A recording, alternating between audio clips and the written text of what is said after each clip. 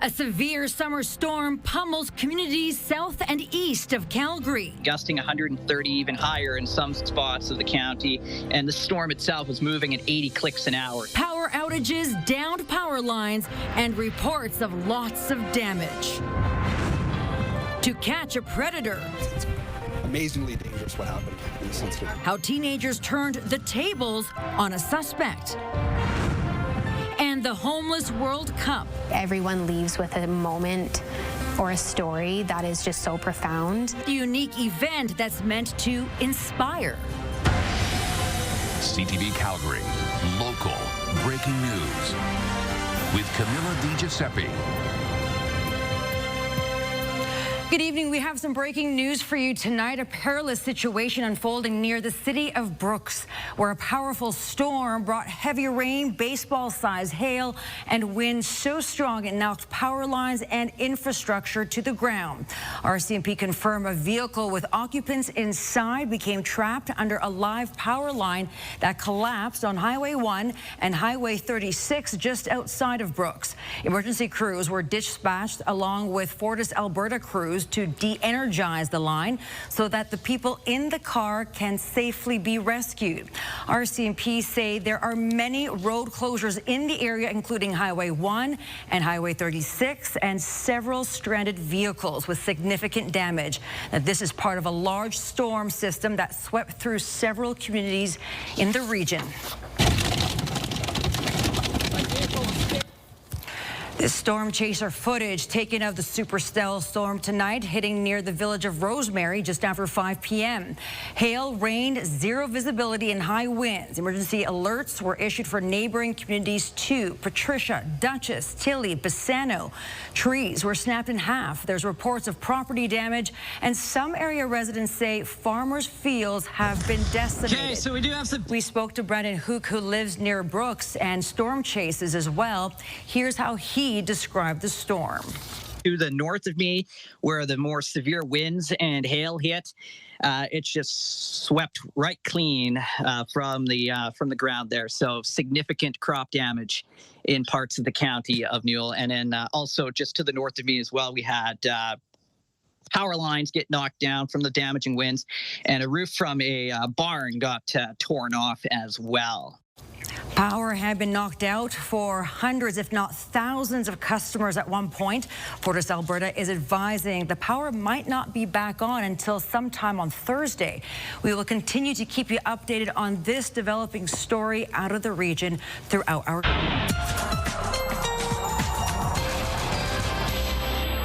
Danielle joins us now with our first look at the weather. No shortage of photos and videos of just those storms rolling through. Yeah, exactly. Power outages. We had crazy wind gusts with this, large size hail. The radar signature really suggesting baseball size hail in some isolated areas. So it was a big day. It was a big storm. Storm chaser Brandon Houk got this one near Brooks. So this is a look at the massive supercell.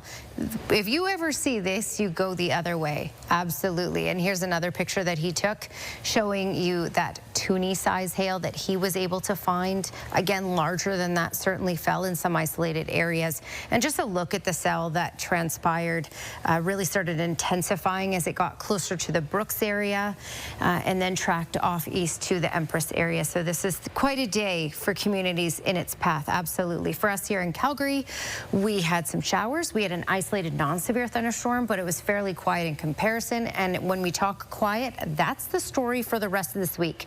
Tomorrow, maybe some fog patches early in the morning, but other than that, nothing but sun.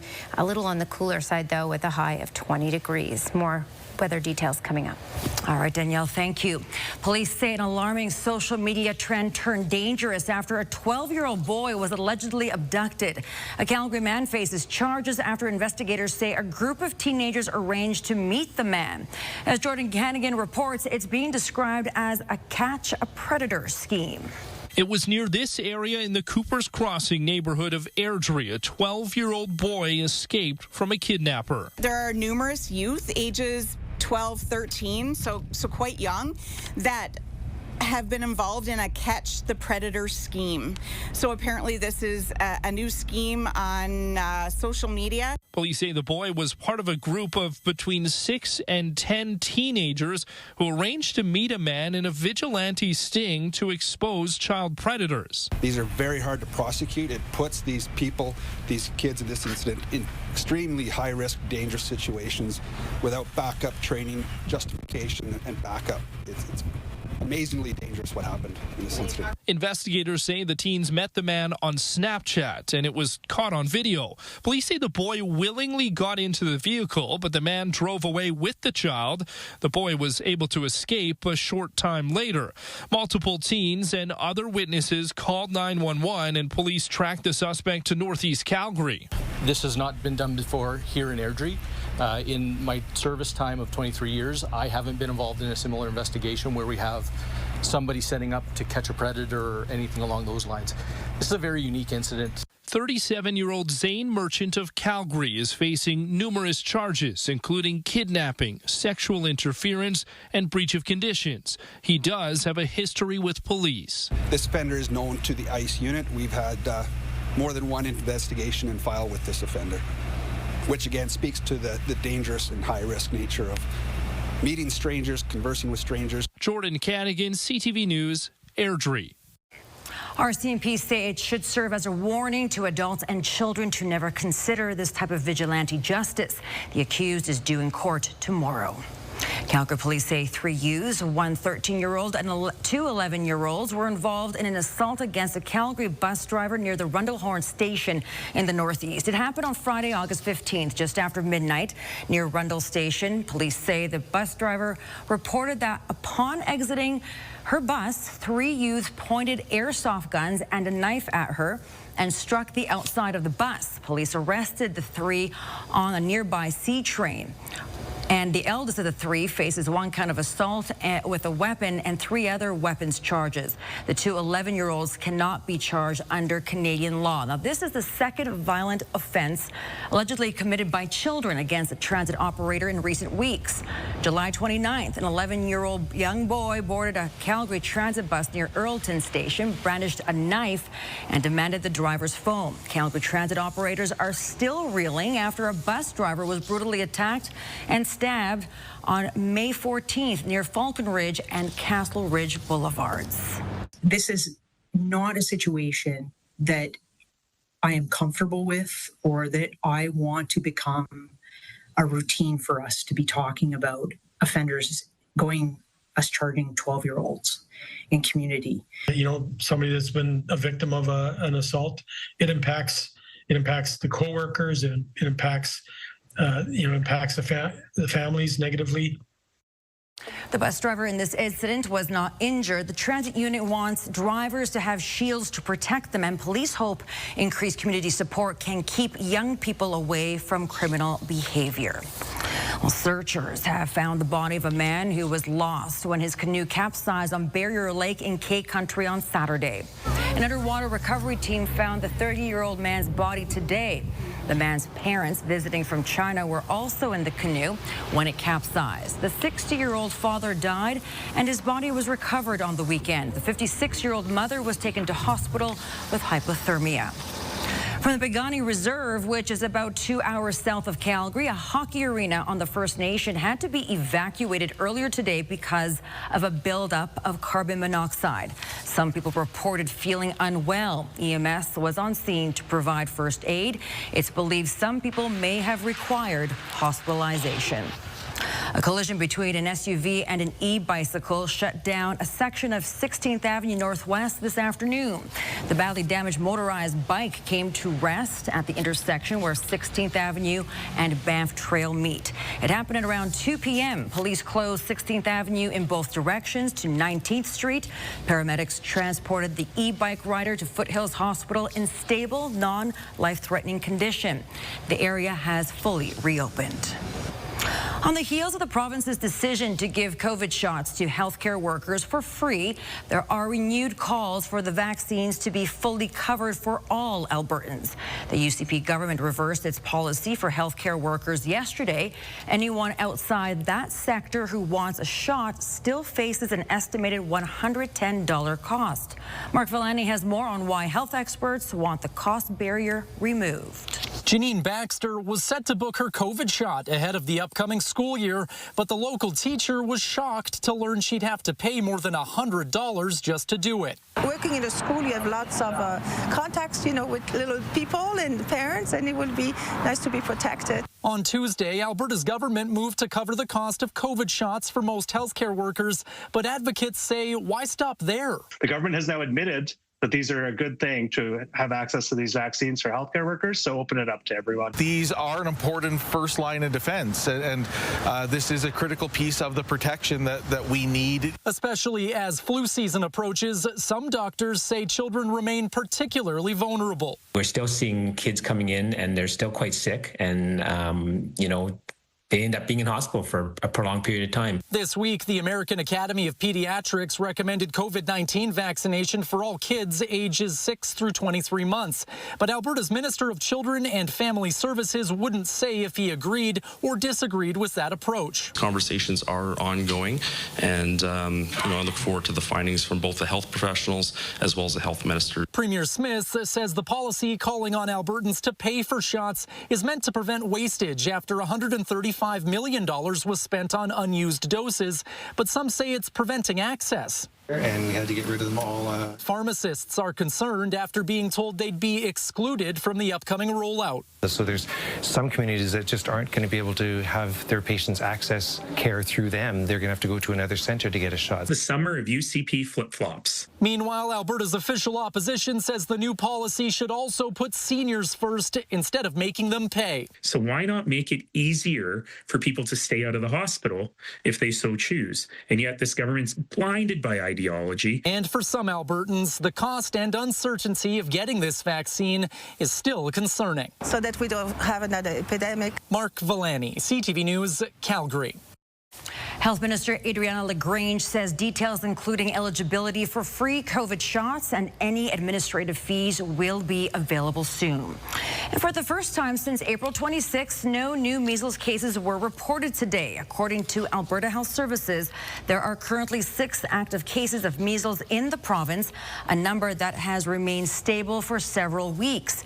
AHS officials tell us weekly cases are fluctuating, but that they are encouraged to see they have dropped for the past 3 weeks. Just ahead, it's a first for Canada in a decade. Canada will be sending a soccer team to the 2025 Homeless World Cup. A preview next. You're watching CTV News, Calgary. It's an unlikely headquarters for a growing international brand. Carstairs, Alberta, a town of just over 5,000, is home to a family-run business that's now the Canadian distributor of a fast-growing Chinese-built motorcycle product. Here's Kevin Green. That's it. That's it. From its showroom in Carstairs, Moto ships motorcycles to a dozen dealers nationwide. But it's not the showroom that sells these bikes, it's the test drive. Lightweight, powerful, and with 500 kilometers of range in the gas tank, Cove motorcycles are turning heads in the adventure bike world. We fell in love with it very quickly. Once we got the first demo models into the country and we were able to ride them, we knew right then that it was the real deal. Cove Moto is the sole Canadian distributor for Cove motorcycles, adventure bikes that made their mark in the Dakar Rally. It's a 4-person family business, but the team says small-town Alberta is proving it can compete on a global scale. And then when everybody sees that we're in Carstairs, it's probably the remarkable thing that everybody's like, where's Carstairs? So lots of times we just describe Carstairs as a suburb of Calgary. The bikes are upending old perceptions of Chinese-made motorcycles, and unlike Chinese-built cars, the bikes are not facing trade barriers. China had a stigma and reputation of building not bad, but lower priced, bikes. The conversation is definitely shifting now, especially around COVID, because they've proved themselves around the world. In this family-run affair, Catherine Bauer manages the parts warehouse, stocking every part for every bike they sell here in Carstairs. As soon as I get that call, I will box it up and get it to you as soon as possible, whichever way it takes.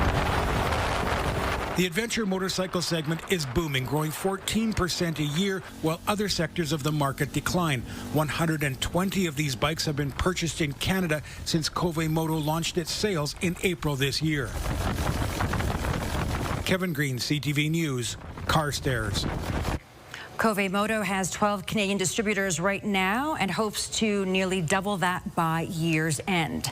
And we do have an update for you from RCMP from that emergency scene near Brooks that we told you about earlier in our show. Emergency crews were able to de-energize the down power line that trapped a family inside their vehicle for several hours. When that storm hit the area, they were removed safely, taken to hospital as a precaution. Highway 1 westbound is open. Eastbound lane of the Trans-Canada Highway by Highway 36 remains closed. Top-level soccer players from across the globe are heading to Oslo, Norway this weekend for a competition like no other. Hundreds of underprivileged athletes will take center stage at the Homeless World Cup, and for the first time in a decade, Canada will be represented. Tim Brooke has more on the national team and its local connection. It's been a long 10 years, but Canada will soon be back at soccer's Homeless World Cup. Calgarian head coach Ashley Fraser can't wait. This year there are 48 nations being represented with 63 teams and over 500 players coming. So it's a big year for Canada. This weekend, 8 Canadian soccer players who are homeless or who have experienced homelessness will don the maple leaf in Oslo, Norway. They've spent the summer practicing and game planning virtually. Their excitement and their passion is just it's just amazing so far. Everyone is so thankful. All the players come from the Canadian Street Soccer Association, which has chapters across the country. Its goal is to use sport as a tool for inclusion and empowerment and to draw attention to housing and poverty issues. For folks that have traditionally been excluded in our society, have faced immeasurable hardships, to have a place where they can also belong and feel like they're a part of a team and feel like they're accomplishing something. We would wish that upon everybody. Midfielder May Nakintu got her start in Toronto. I came across a poster at the shelter and I went over to the place, to the field, and found there different people playing and I joined them. Humble beginnings that will soon take the global stage. Excited is an understatement. Even up to now, at times I have to check myself and ask myself if this is a dream. I just feel so nice. Tim Brooke, CTV News, Calgary. Thousands of Indigenous and marginalized students will return to school with a backpack full of supplies. The TELUS Convention Center was full as 3 charitable organizations teamed up to stuff backpacks. The Calgary Police Youth Foundation, Education Matters, and the Calgary Catholic Education Foundation. The students who get the backpacks range from kindergarten to grade 12. Danielle's up next with her Skywatch forecast. We have sunnier and warmer conditions on the way.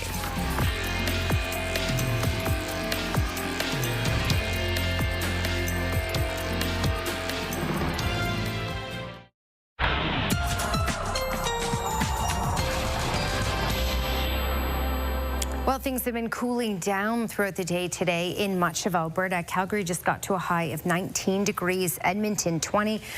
Check out what's happening, though, in Saskatchewan for daytime highs today. 33 in Regina, 31 in Saskatoon, and a whole lot of active weather. So this cold front that pushed through, we had a couple things in place. We had the lift that we needed from this cold front. We also had certainly a lot of heat, especially in the southeast part of this province.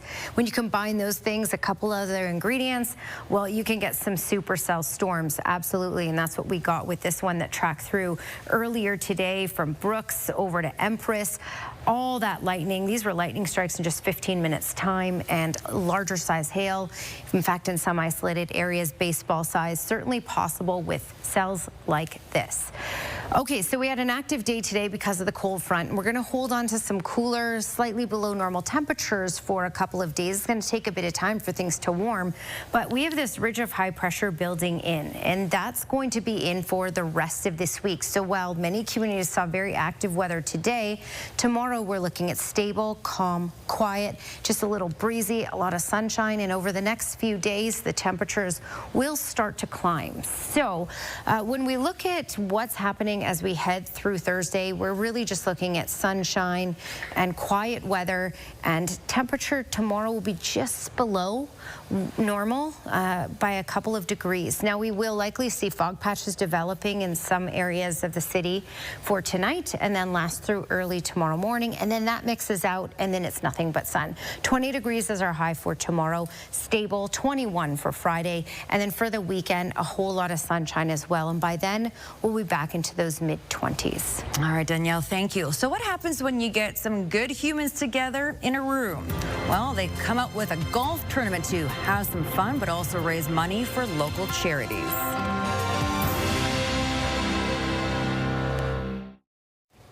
Doing good in your community is something a Calgary company is embracing. For the fourth year in a row, the marketing and HR firm Forward Level is hosting the Good Human Golf Tournament. It fundraises for local charities, and it's on target to hit more than $60,000 since the tournament began. Kevin Fleming has more. The experience begins in downtown Calgary, where the golfers are picked up in style and brought out to the Mickelson National Golf Course. They're here for the Good Human Golf Tournament, hosted by Forward Level, a marketing and HR firm. We wanted to bring together like-minded people, have some fun and give back. And so really, being a human experience firm, we're really on focus on making an experience that they won't forget. This is the fourth year for the tournament that started small. We just threw it out there, and we took 16 people out to Kananaskis Golf and Country Club. Elevate the experience. We took out some limos. Next year we got a call for some people like, are you guys doing that again? And we're like, well, I guess we better keep this rolling. So we went from 16 to today's 64 golfers. Bob Robinson has signed up every year and was one of those first golfers who's now sponsoring a hole for this year's event. Well, it's fantastic. You look around here, how beautiful it is. You spend a day outside, fresh air, great people, and at the end of the day, there's a pile of dough that goes towards a really good cause. So it really warms the heart for sure. The tournament has a goal to raise money for local charities, and in the first 3 years has raised more than $43,000. Half the money raised this year goes to the Calgary International Film Festival's Generation Next project that provides free passes to high school students interested in the craft. The film and television industry here has grown phenomenally over the past several years, and so there is a lot more interest in young people in joining up and becoming a part of that industry. And yeah, it's great to have this support so that we can be a stepping stone for their path. Brianna Hall is more than happy to contribute. It's a beautiful day. Wonderful people doing wonderful things in Calgary and across the country, and happy to be a part of it. Kevin Fleming, CTV News, west of Calgary. And a quick safety note from Forest Alberta. They're saying if you are in that region where that storm hit and you see down power lines, to please stay away from them. They're going to continue the cleanup and the fixing in the next couple of days. Those details coming up tomorrow. Have a good night.